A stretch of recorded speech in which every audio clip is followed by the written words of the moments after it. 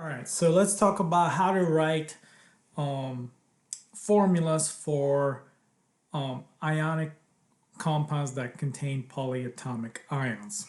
Okay, so I'm going to go over the two key concepts from chapter 9.2 using polyatomic ions. So to write the formula for a compound with a polyatomic ion, first write the symbol or formula for the cation followed by the symbol or formula for the anion. Then add the subscripts as needed to balance the charges. And also the second concept that goes along with the first concept for polyatomic ions is also whenever more than one polyatomic ion is needed to balance the charges in an ionic compound, use parentheses to set off the polyatomic ion in the formula. Okay, so I'm going to provide a few examples here.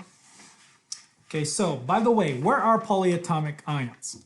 Okay, polyatomic ions are right here in this chart right here. I highlighted that in yellow. Keep in mind that underneath the periodic table, the ions that are made up of one element are called monoatomic. The ones that are covalently bonded and have a charge are called polyatomic. Poly means more than one. Mono means one.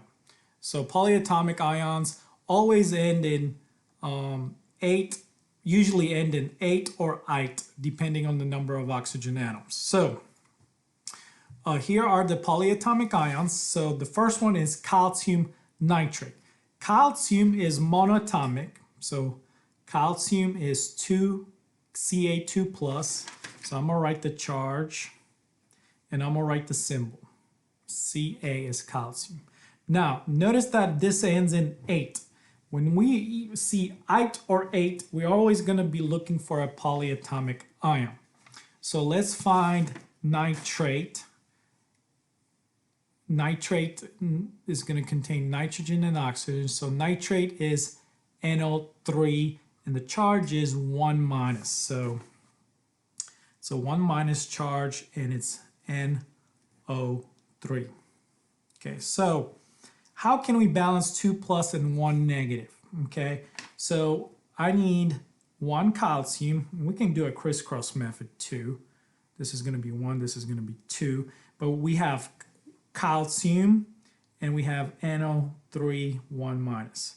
So how many nitrates do we need to cancel out 1 monatomic ion of calcium? We need 2. So we need 2 nitrates for every 1 calcium. So it's 1 to 2 ratio. 1 to 2 ratio. So it's going to be Ca. We don't write ones in chemistry. And then since we have more than 1 nitrate, we got to put parentheses around it and write a 2 outside of it. So it's CaNO3 2. Okay, let's do the next example. Lithium carbonate. Okay, lithium is monatomic. Since carbonate ends in 8, it's going to be polyatomic. We got to look at the chart and it's going to contain carbon and oxygen. So let's look at for carbonate. Carbonate is right here, CO3 2 minus. So I'm going to write this formulas first, the symbols first. Symbol for lithium is Li, and carbonate is CO3. So I'm going to write CO3.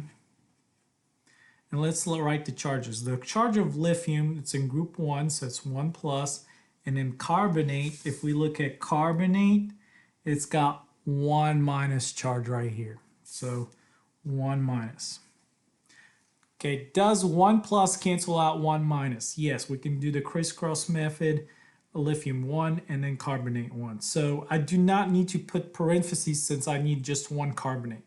So 1 to 1 ratio, it's Li, just LiCO3. Let's do the next one, magnesium hydroxide. So let's find magnesium. Magnesium is monoatomic. So magnesium is right here. Mg is the symbol. It's in group 2, so it has a 2 plus charge. And let's find hydroxide. Hydroxide, even though it ends in IDE, is a polyatomic ion. So let's find hydroxide. Hydroxide is right here. The formula for hydroxide is OH 1 minus. So OH is the formula or symbol. Okay, and hydroxide has 1 minus charge. So we'll write 1 minus. So how many magnesiums do we need to cancel out hydroxide?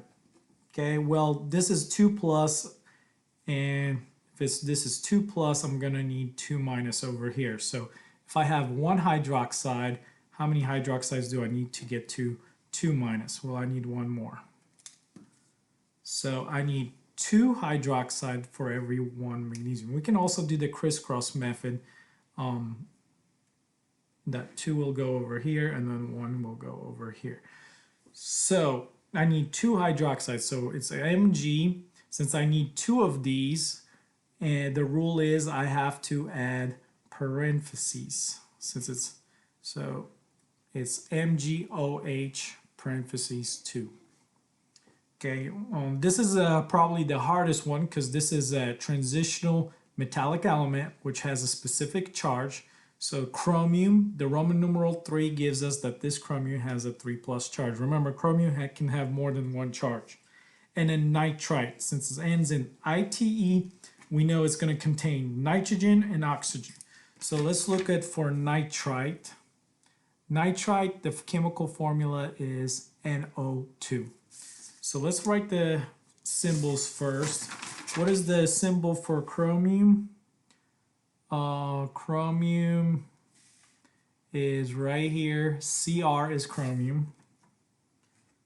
And then nitrite is NO2. So chromium has a 3 plus charge. Let's find the charge of nitrite.